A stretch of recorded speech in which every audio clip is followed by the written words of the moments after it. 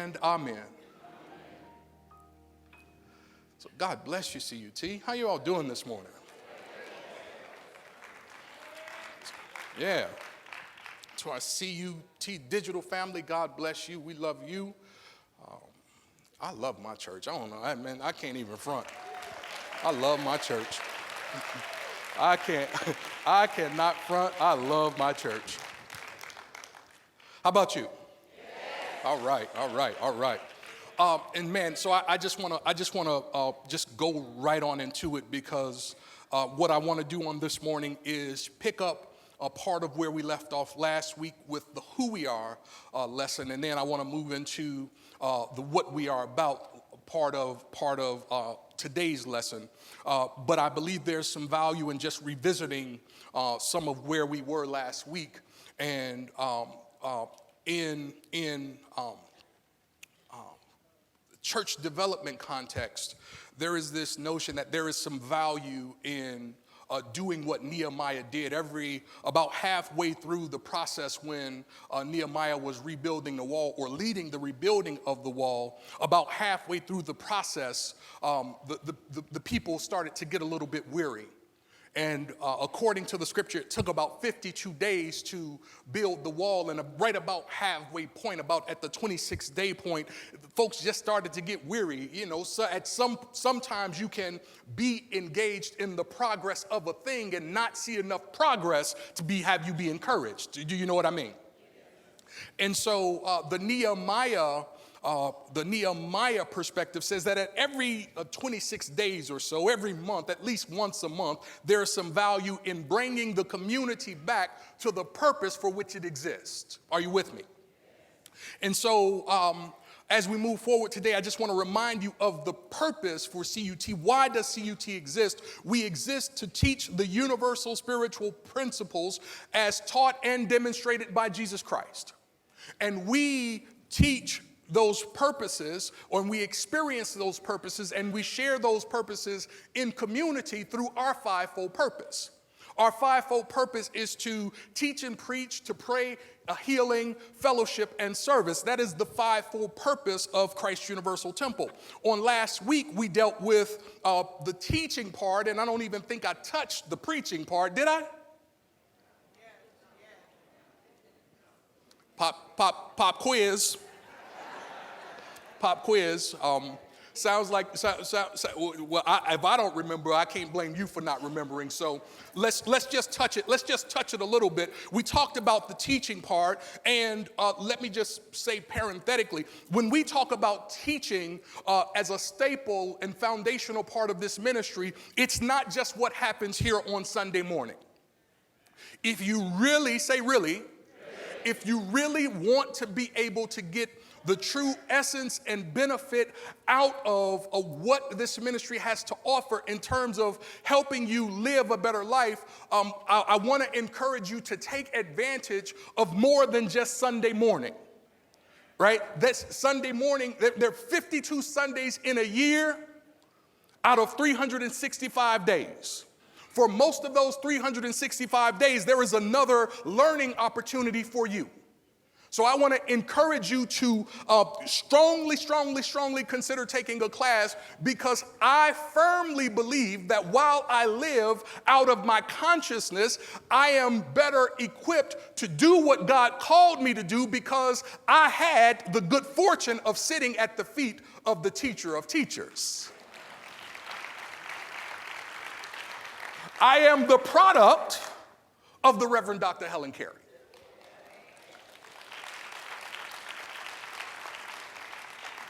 I spent 7 years on the board with Reverend Dr. Johnny Coleman, and she always taught, but I was rarely in a class that was led by Reverend Coleman.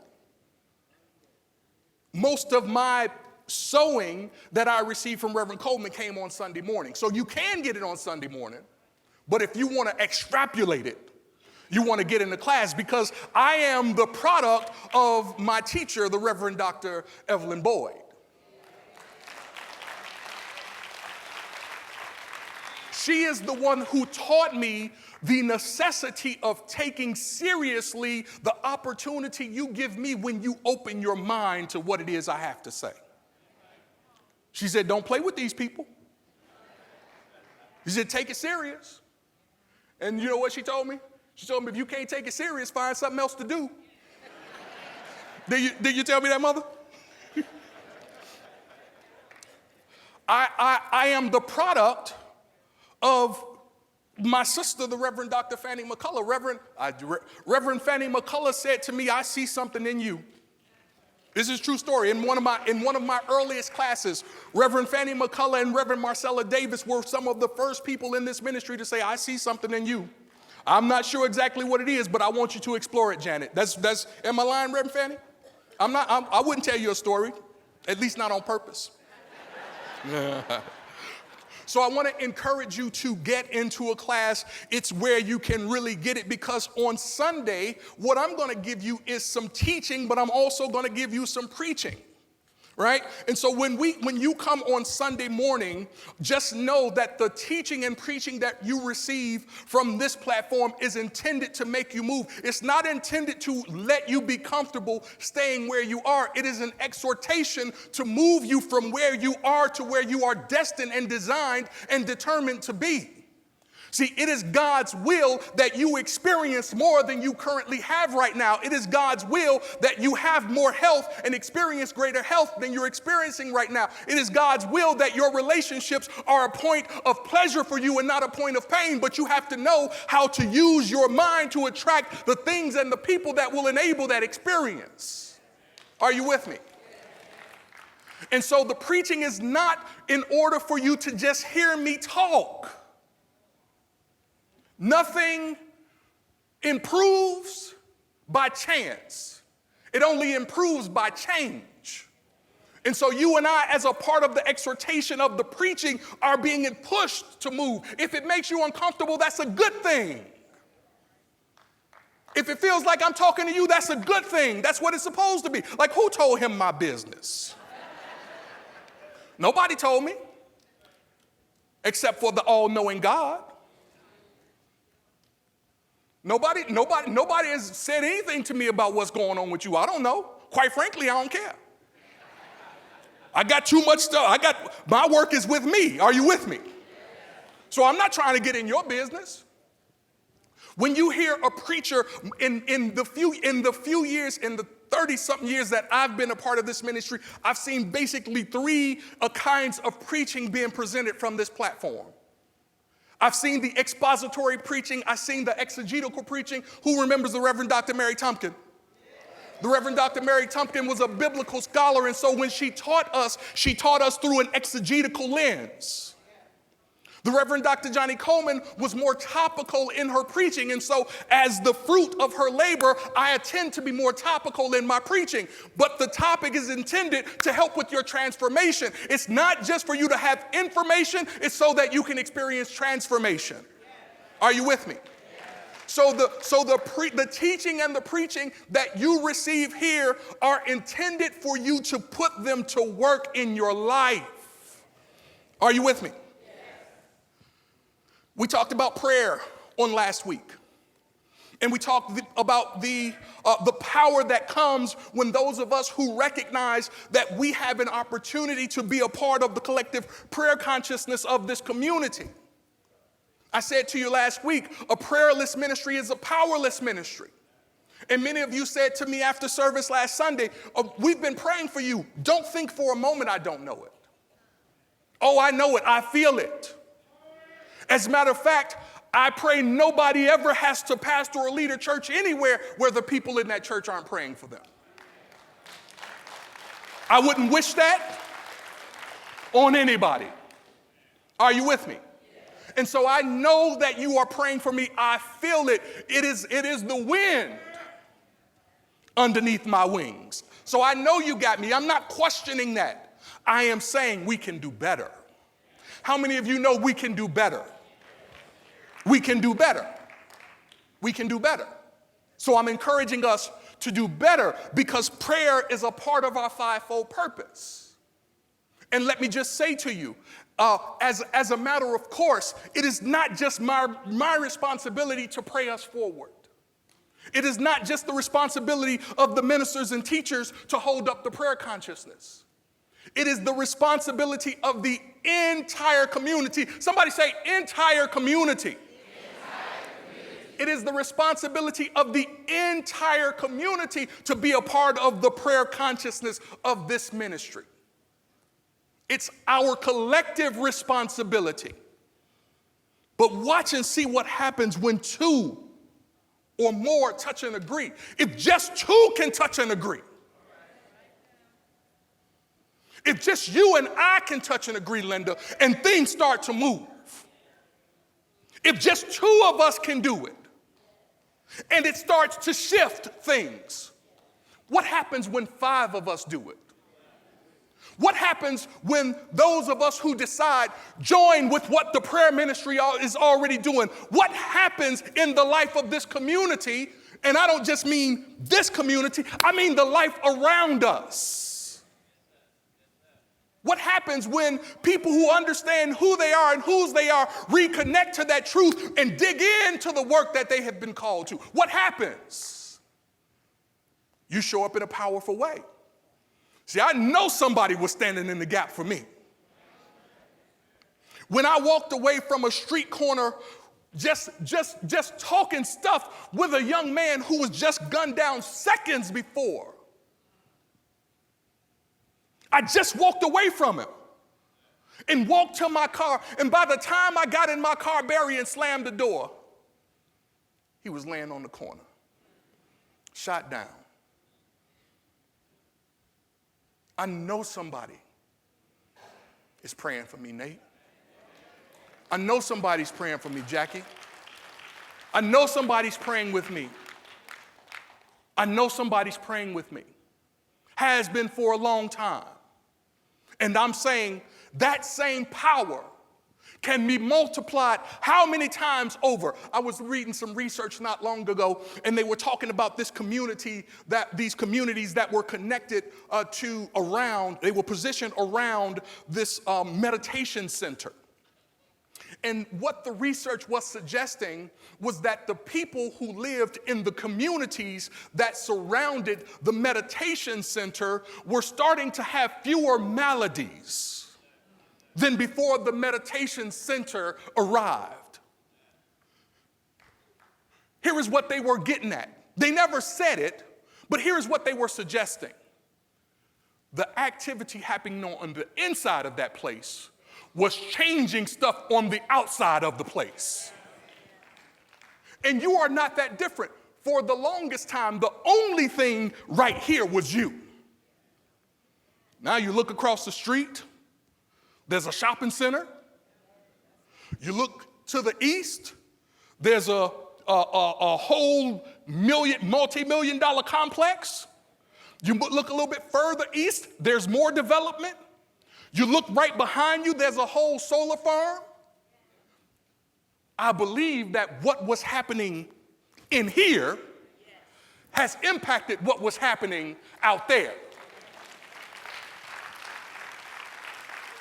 And so we have an opportunity, we have a responsibility to be the light. Are you with me? And so part of the contribution that we make and live out of our fivefold purpose is that of prayer. Another part of our fivefold purpose is that of healing. This space, somebody say this space. This space is intended to be a healing space. How do you know, Reverend? Because within the DNA of the divine, of the soul experience of its founder is a healing experience. Her experience is a part of our foundation. As a matter of fact, this idea was catalyzed by that experience.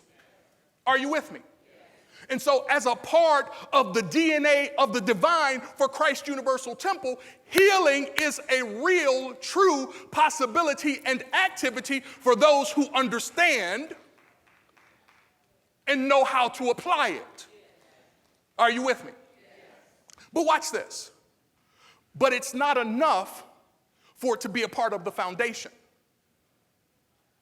right? So then there are lots of healing stories. Are you with me? And then if that is not enough, Because the founder would always say to us, you're going to have to learn to stand on your own big spiritual feet.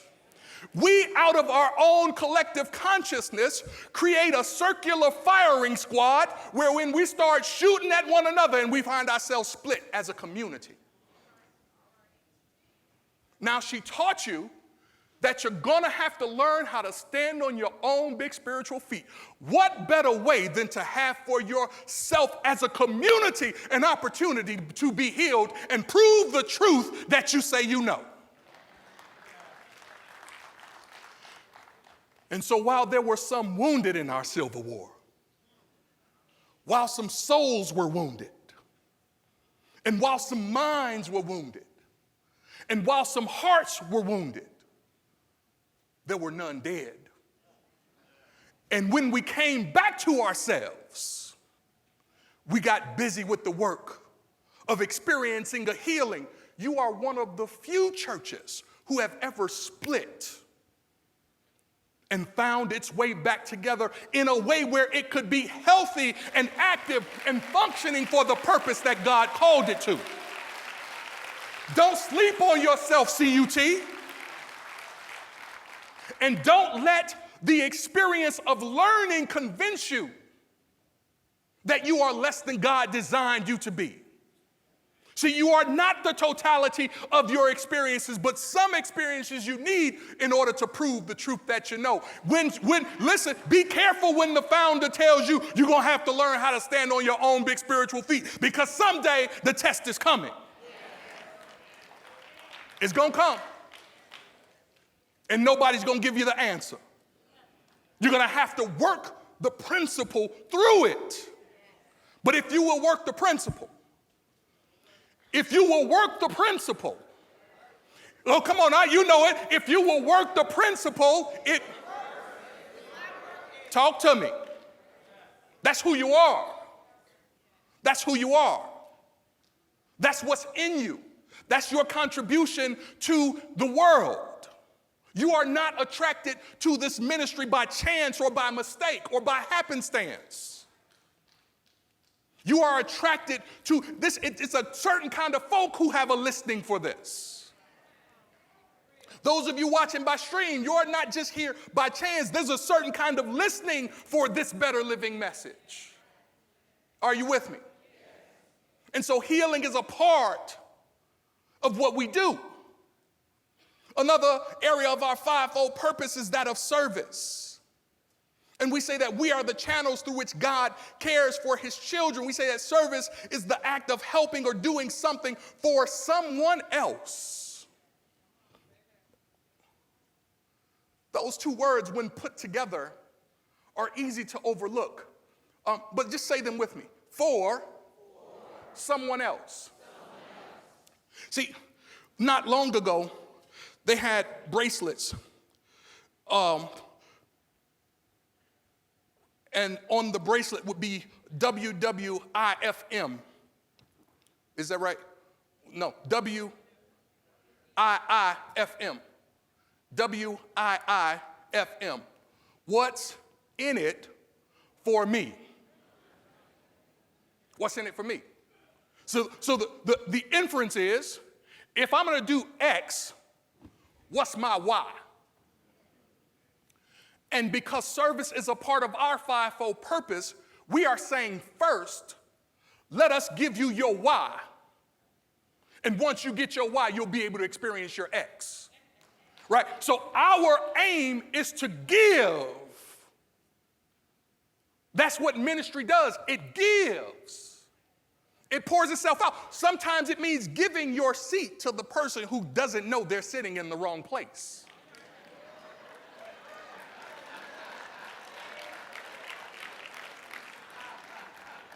And here is what I mean, CUT. Nothing says you don't belong like get out of that seat. You can't make it no plainer. And everybody, say everybody. Everybody is looking to belong. We all want to be a part. And so we are a service-oriented community. When you walk in the door, someone greets you with a smile. That's service.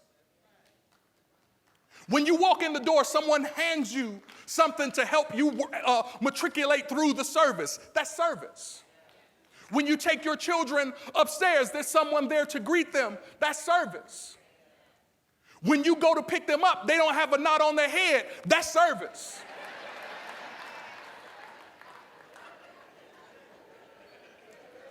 When you sit down in your chair, it's reliable. You can sit on it and you don't fall through the floor. That's service.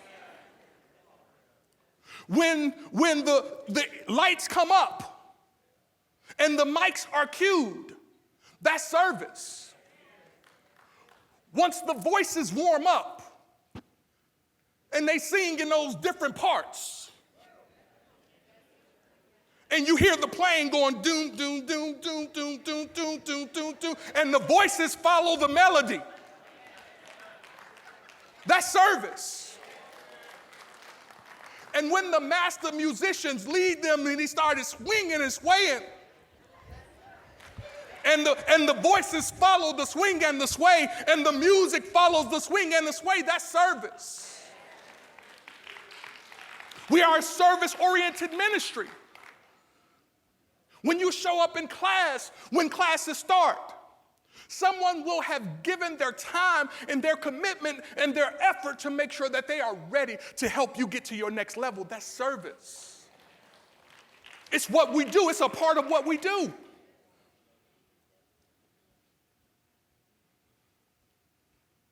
When I stand up and share a word or give leadership, it's service. We are a service-oriented community. When you call the prayer ministry and somebody prays with you on the dime, it's service. When the person next to you shares their DI with you, that's service. Right? We are a service-oriented community. It's a part of our fivefold service, or fivefold purpose. But hear me, you listening to me? Yes. Service is not for the few. It's for the many. It's not intended for a small collective of us to do lots of stuff. It's for the community to find out where you fit and to get in where you fit in. So that we as a community can serve the community. My ushers are constantly on me like, you need to recruit some more ushers. You hear him say that's right? Our ushers have been serving for decades. Yeah, come on, give it to them.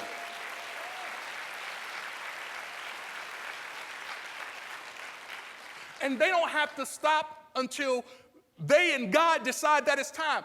Who's picking up after they say I'm done?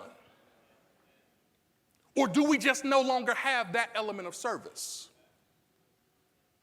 Because here is what I believe. I believe God has designed you to do it. Somebody's got to pick it up. If nobody picks it up, it goes away. Can I keep it 1,000 with you? Nobody picks it up, it goes away. So you show up at service and there's nobody there to give you a bulletin, it's because you didn't say yes.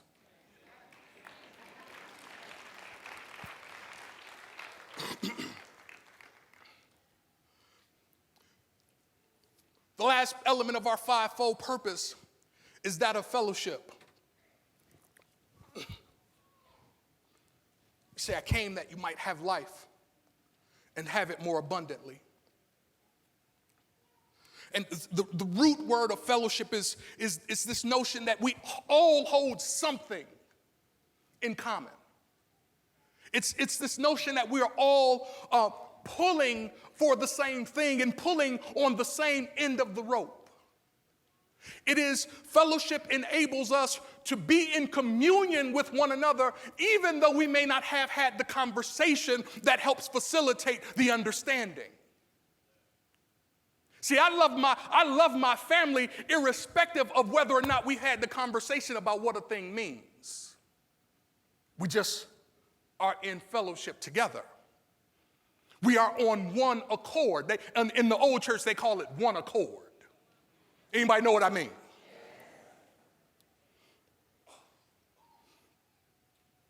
When there is fellowship and when there is this sense of sameness and common purpose, that fellowship gives us the ability to accomplish synergy. And synergy is the ability to do more with others than you could do by yourself. Mm-hmm.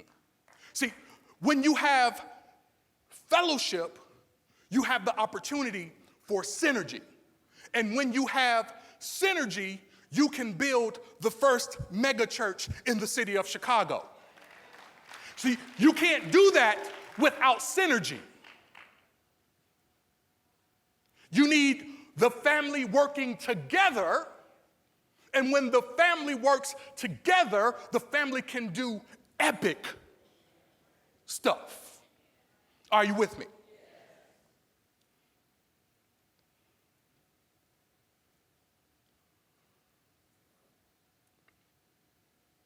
And so let's just take a look at what we are about.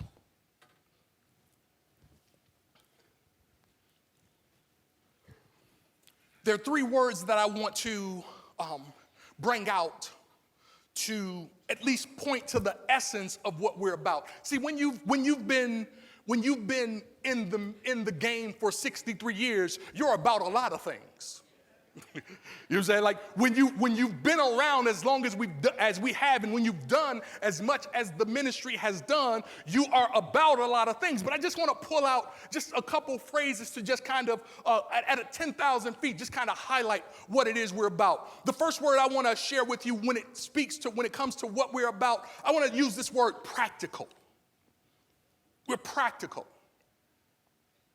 We are a practical metaphysical Christians. What does that mean? That means that what you hear on Sunday morning, or what you get in class, or what you will receive on prayer day, or what you will receive in a workshop, or what you will receive in your group meeting, or what you're going to get at the men's meeting is something you can take and use that same day. When we say it's practical, Judge, it means that you can apply it and prove it in your everyday life. Not airy-fairy, not super deeply. One of the first things Reverend Carey said to me is that's too high. That's too high. Like can I have a true confession moment? So I'm an intellectual. Some would say leaning toward nerd. I reject that notion. But my teachers would say that's too high. Bring it down to where we can use it. We like where you're going, like how you're thinking, but I can't use that. Give it to me where I can chew on it. Right? Give it to me right here where I can snack on it. If you can give it to me where I can snack on it, I can assimilate it and use it in my life. If you can't, you just talking. That's what my teachers told me. I don't know if Blanche is back there. Blanche is like, no, that's you come down. She's like, come down. Thank you. Come down. Okay, I'm a good student too. So what we say, what we teach, what you receive can be applied and proved in your everyday life. The founder had it, here is how she said it. You said it earlier. It works if you work it. See, that's practical. But you have to know how to work it, and you have to know what it is. Yes? So what is the it? Principle, law, mind in action. You just have to know what the it is, and then you have to know how to work it.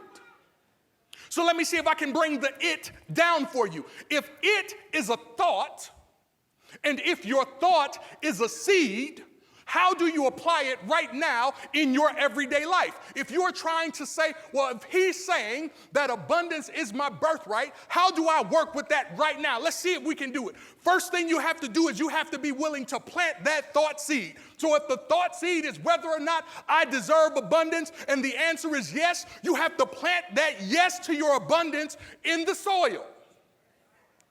A thought not planted in the soil can't produce your harvest. So in order to experience the abundance of the thought idea, you have to plant it. The first thing you must do is you must cultivate the soil. You must break up those areas that are resistant to your new opportunity. See, there's some hardness around whether or not you can be great, or you can have, or you can experience health or relationships that are affirming to you. So you've got to break up the doubt. You've got to break up the confusion. You've got to break up the unwillingness to accept your good. Then the next thing you have to do, after you cultivate, after you break it up. See, because if you don't break it up, God will still give you the seeds. If you don't break it up, the seeds will still fall. And if Jesus, the master teacher, is right, when the seeds fall on the hard ground, the sun just comes and burns them up. So you're trying to figure out why it won't work. It's because you haven't cultivated your soil. It's not that the truth doesn't work. It's that you haven't cultivated your soil. Next thing you have to, after you cultivate the soil, you have to nurture it. You have to nurture it. You have to encourage it. You have to speak life to your dreams. You have to speak life to the things that are important to you. You have to speak life. You have to nurture and care for the thought idea. You can't just think it once and then go back to your regular stream of thought. It has to be brought along under the nurture and care in much the same way that you would care for your child. So you'd be pregnant with the idea. So you have to cultivate the baby's thought. And then you have to guard it. You have to protect it. You have to be careful about telling some folk about the good idea you have. Because some folks are just waiting to rain on that parade. So it's very practical, it's very practical. But it's also spiritual. The second word is spiritual. The second word is spiritual. It's practical Christianity, but it's also intended to remind us that we are spiritual beings. See, it's easy to get caught up in the flow of life because every day we show up this kind of way. You have to remind yourself, somebody say remind yourself. The primary cause of suffering is, if the primary cause of suffering is forgetfulness, the primary cause of increase is being reminded. You have to remind yourself that you are a spiritual being living in a spiritual universe that's governed by spiritual law. You have to remind yourself of this. You have to bring yourself back to this fundamental truth. I'm a spiritual being living in a spiritual universe governed by spiritual law. So if what you say about me does not resonate with the truth, what does what you say about me have to mean to me?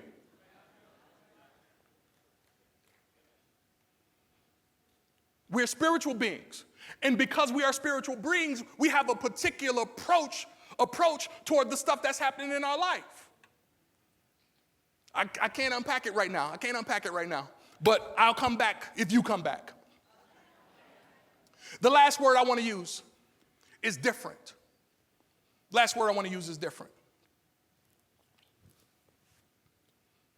This ministry is different. I was speaking at a leadership class for a colleague, and when in his introduction of me, he said something that struck me as odd. As he was preparing the listing of his people for my presentation, he said to them that he is different. He's sitting telling his people, different. And that seemed really peculiar to me. Truth be told, it irked me a little bit. I'm like, different? Different? Like, what's so different about me? Like, that's just an odd descriptor. Different? Different. So I got up with a little bit of an attitude. Don't tell him, and I hope they didn't notice. But later that evening, I began to play back through. Because for me, just in how I'm wired, like I need to understand my internal cause for why I got irked by what someone else said. Right? I just need to understand where that button is, so then I can decide whether or not I'm gonna let somebody push it. And so as I started to do my prayer work and as I started to do my reflection work, it occurred to me that sometimes we try to fit in when we were made to stand out. And as I was contemplating, like, so you give leadership to a ministry that was founded by a black woman in 1956. That's different. When Rosa Parks was sitting down for equality, Johnny Coleman was standing up for upliftment. That's different. It's different. This ministry was founded and had as its core an off-center theology. In 1956 and 1966 and 1976 and 1986, very few people were saying that you have a right to be prosperous. That's different. In understanding what's a part of this foundation, there were very few ministries that were doing full bands as a part of their worship service experience in the late 70s and early 80s. That's different. And then I heard the words, "You are peculiar. And the folks who are with you are peculiar. And just be okay being peculiar because y'all just different."